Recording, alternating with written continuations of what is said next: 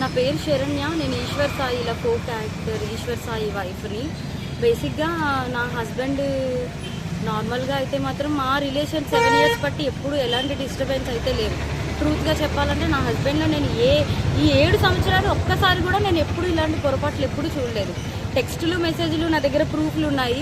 చూపిస్తే మాత్రం అంటే ఇట్లా ఎలా వస్తుందంటే మరి నా హస్బెండ్ కూడా చెప్పడం ఏంటంటే తనే ఇట్లా నన్ను కొంచెం ఇది చేసింది. సో అందుకోసమని ఏ అబ్బాయి అయినా సరే మరి ఎట్లా ఇలాగే అయిపోయింది ఇంకా అని చెప్పి తను చెప్తున్నాడు. మరి ఆ అమ్మాయి ఏమంటుందంటే నాతో కూడా చాలా మంచిగా మాట్లాడేది. సో నేను లాస్ట్ టైం సూసైడ్ చేసుకోవడానికి వెళ్ళాను అనమాట. ఇట్లా ఈ అమ్మాయి విషయంలోనే కొంచెం నాకేదో కొంచెం నెగిటివ్ వైబ్ వచ్చి సో నేను బయటికి అంటే నేను సూసైడ్ చేసుకోవడం వరకు వెళ్ళిపోయాను. నాకు బాబు ఉన్నాడు, బాబుని తీసుకొని సూసైడ్ చేసుకోవడానికి వరకు వెళ్ళిపోతే ఆ అమ్మాయి నా కోసం ఫుల్గా అంటే ఎక్కడ ఇది బాగా స్ప్రెడ్ అయిపోతుందా ఏంటి అనుకుందో ఏమో తెలియదు, కానీ కంటిన్యూగా నన్ను ఫాలోఅప్ చేస్తూ ఎక్కడున్నావు ఏమైంది నాకు అప్పుడు కూడా ఏం డౌట్ రాలేదు. తర్వాత చూస్తే మెసేజ్లు ఇవి అవి అన్నీ చూస్తే ఇలా రావాలి, మీ అన్న రావాలి. మెయిన్ వాళ్ళిద్దరికి కలిపి ఒక ఆయన ఉన్నాడు, ఆయన రిత్విక్ అని చెప్పి వాళ్ళిద్దరు మీడియేటర్, అబ్బాయి పర్సనల్ అసిస్టెంట్ ఇద్దరికి. సో అసలు ఆ అబ్బాయి ఫోన్లో ఎన్ని టెక్స్టులు ఇవన్నీ బ్యాకప్ చేసి చూస్తే అసలు చాలా ఇదిగా ఉంది. సో నేనైతే మాత్రం కోరుకునేది ఏంటంటే నా హస్బెండ్ అయితే తప్పైపోయింది, నాకు ఒక ఛాన్స్ అయితే ఇవ్వు అని చెప్పి ఆయన చెప్తున్నారు. కానీ ఆ అమ్మాయి నుండి ఎప్పుడు నేను ఏం ఫేస్ చేస్తానో తెలీదు. కానీ ఎందుకంటే ఇప్పుడు నాలాంటి అమ్మాయికి అంతమంది ఫాలోవర్స్ ఉండి పైగా నాతో ఇంత మంచిగా ఉండి ఇంత చేసిందంటే వాళ్ళ అమ్మగారు రికార్డు కూడా ఉంది. నేను పొద్దున్న వాళ్ళ అమ్మగారికి ఫోన్ చేసి అడిగితే మా అమ్మాయి అంతే అలాగే చేస్తుంది అని చెప్పి అంటుంది. నా దగ్గర రికార్డు ఉంది. ఫోను స్విచ్ ఆఫ్ అయ్యేటప్పటికి నా దగ్గర ప్రూఫ్ లేకుండా ఉంది. ఆన్ చేస్తే అది కూడా ఇస్తాను. సో ఇట్లాగా ఇప్పుడు నాకు అన్యాయం జరిగింది. నా పేరెంట్స్ మా సిస్టర్స్ వచ్చి ఏదో చేశారు. నా హస్బెండ్ నాతో ఏదో కొంచెం పోలీసులు దీంతో ఏదో మాట్లాడుతున్నాం అవుతుంది. ఇప్పుడు నాలాంటి అమ్మాయి ఒకవేళ వేరే ఒక అమ్మాయి ఎవరైనా దొరికింది అనుకోండి, అమ్మాయి ఇదే స్ట్రెస్ తట్టుకోలేక సూసైడ్ వరకు వెళ్తే ఎంత ప్రాబ్లం. నేను ఇది ఒక్కటే ఆలోచిస్తున్నా. ఎవరైనా సూసైడ్ వరకు వెళ్ళారు అనుకోండి, అప్పుడు ఎంత ప్రాబ్లం ఉంటుంది. అమ్మాయికి తెలుసు నాకు బాబుని కొనేటప్పుడు నేను ఎంత డిస్టర్బ్ అయ్యాను, చాలా హెల్త్ ప్రాబ్లమ్స్ ఎలా వచ్చాయి అమ్మాయికి అన్నీ తెలుసు. ఒక ఆడపిల్ల అయ్యి ఇంకో ఆడపిల్లకి అంత త్వరగా ఎలా మోసం చేస్తుంది. అది కూడా నా పక్కనే ఉండి మళ్ళీ ఈశ్వర్ నిన్ను మోసం చేయట్లేదు, నేను అలాగా నీకోసం ఏడుచు ఇంత చేస్తూ నా హస్బెండ్తో అసలు అది ఎట్లా ఉండగలుగుతుంది. నా హస్బెండ్కి డ్రింకింగ్ హ్యాబిట్ కూడా లేదు, అలాంటిది తనకు డ్రింక్ కూడా చేయించారంటే అసలు నాకైతే అర్థం కావట్లేదు. అసలు ఈ ఫోక్ ఇండస్ట్రీ అంటే నేను చాలా ఈయనకి మంచి వాళ్ళందరూ చాలామంది మాట్లాడుతుంటే అబ్బా చాలా ఇట్లా ఉంటుంది అట్లా ఉంటుంది అనుకున్నా కానీ ఇంత అన్యాయం నా వెనక ఇలా జరుగుతుంది అని చెప్పి నేను ఎప్పుడైతే అనుకోలేదు. నెక్స్ట్ ఇదేంటంటే ఇట్లాంటి అమ్మాయిని మాత్రం అసలు ఫోక్లోకి వీటిల్లోకి ఎంకరేజ్ చేయకూడదు. ఎందుకంటే ఇప్పుడు నా హస్బెండ్కి జరిగింది, రేపు అన్న రోజు ఇంకో హస్బెండ్ వాళ్ళ అమ్మగారే చెప్తున్నారు కదా డైరెక్ట్గా మా అమ్మాయి అంతే అని చెప్పి. సో ఇవన్నీ కొంచెం చూసుకొని కొంచెం ఫోక్లోకి తీసుకునేప్పుడు కూడా మనుషుల కోసం నేను మిగతా వాళ్ళని అనట్లేదు, కానీ ఇట్లాంటి వాళ్ళని మాత్రం కొంచెం చూసుకోండి. కాపురాలు పోతాయి, చిన్నపిల్లల లైఫ్లు పోతాయి కాబట్టి అట్లా ఏం లేదు. నిజం చెప్తున్నాను కదా, మా హస్బెండ్కి డ్రింకింగ్ హ్యాబిట్ లేదంటే మీరు ఆలోచించండి. నా డెలివరీ దగ్గర నుండి ప్రతి ఒక్కటి నా హస్బెండ్ నన్ను పువ్వుల్లో పెట్టి చూసుకున్నాడు. ఏ రోజు ఇప్పుడు నా హస్బెండ్ విషయంలో 1 minute నేను ఆలోచిస్తున్నానంటే దీనికే.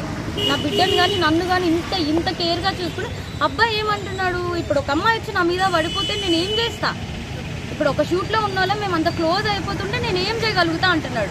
అప్పుడు నేను నా హస్బెండ్కి చెప్తున్నాను నువ్వు చేసింది తప్పు, మరి అమ్మాయి పడితే మరి నీకు తెలీదా.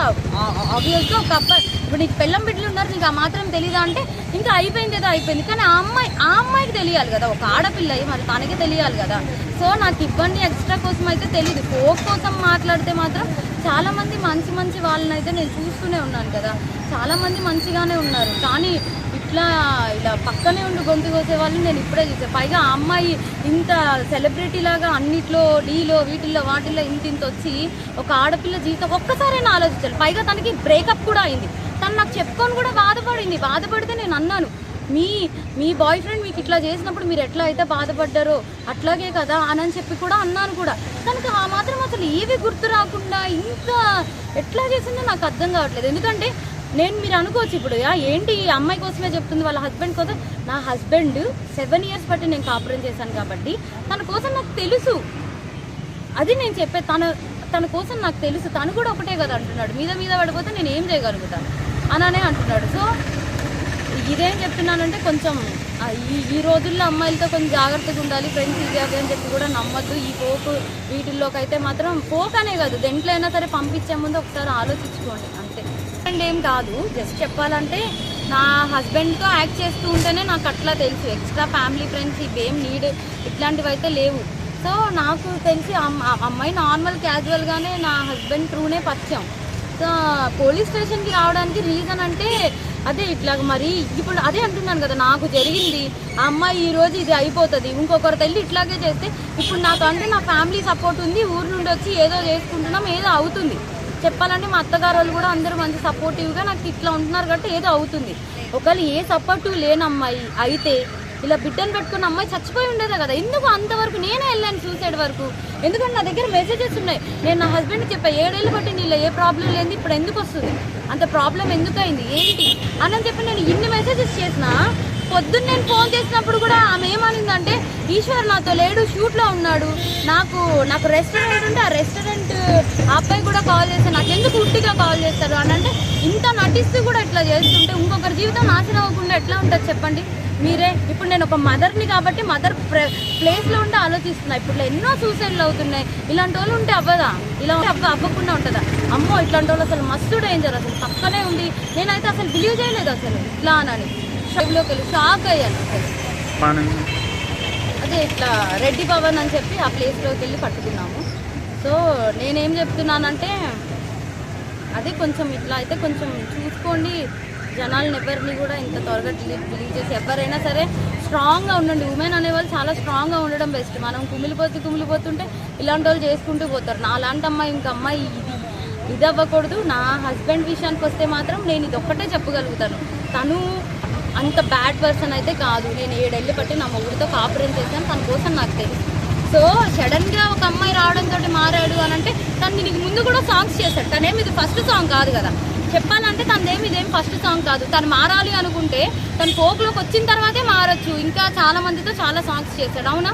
అప్పుడు మారంది, ఇప్పుడు ఎందుకు మారాడు? సో ఇక్కడ క్లియర్గా అర్థమవుతుంది కదా ఎవరి హ్యాండ్ ఎట్లా ఉంది అని చెప్పి. వాళ్ళతో మారంది వీళ్ళతో మారుతున్నారంటే ఎందుకు అంటే, ఇప్పుడు వైష్ణవి, సోని ఇట్లా చాలా మంది అమ్మాయిలు ఉన్నారు. అసలు ఎంత క్యూట్, ఎంత మంచి వాళ్ళైతే అసలు ఇలాంటి వాళ్ళు కాదు కదా. ఇప్పుడు అనుకుంటే వీళ్ళందరితో కూడా పెట్టుకోవచ్చు కదా. ఆయనకి 50 సాంగ్స్ పైన ఉంటాయి.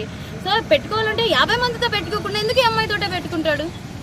అది మినిమం ఉండాలి కదా, ఆ అమ్మాయికైనా ఉండాలి కదా. అమ్మాయికి అక్క చెల్లెలు వీళ్ళందరూ కూడా ఉన్నారు. ఆల్రెడీ తనకి పాస్ట్లో బ్రేకప్ కూడా అయ్యి ఆమె ఇలా చేయడం, పైగా నా దగ్గర వీడియోలో అయితే అసలు ఆమెలో పశ్చాత్తాపం లేదు. అయ్యో ఒక బిడ్డ వాళ్ళ మదర్ని ఇలా మోసం చేసామని పశ్చాత్తాపమే లేదు ఎవరు.